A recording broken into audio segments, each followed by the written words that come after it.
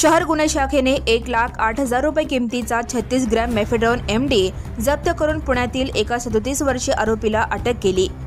Police आयुक्त M राजकुमार व उपायुक्त गुन्हे डॉक्टर अश्विनी पाटील यांच्या मार्गदर्शनाखाली गुन्हे शाखेचे पथक एसटी स्टँड परिसरात पेट्रोलिंग करीत असताना गोपनीय माहिती मिळाली की एक इसम MD विक्रीसाठी येत आहे।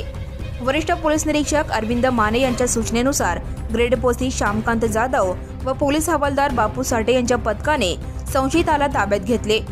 त्याच्या पॅन्टच्या खिशात प्लास्टिक पाऊचमध्ये पांढरी पावडर मिळाली। फॉरेन्सिक तपासणीत ती मेफेड्रॉन असल्याचे निष्पन्न झाले।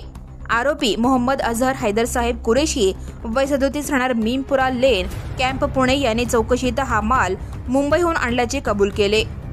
फौजदारी चौडी पोलीस ठाण्यात NDPS कायदा कलम 8क-22ब-29 अंतर्गत गुन्हा दाखल करण्यात आला।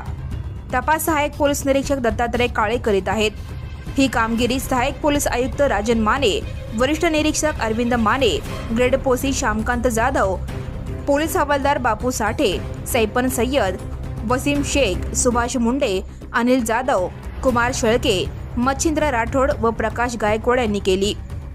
Subscribe now and press the bell icon. Never miss an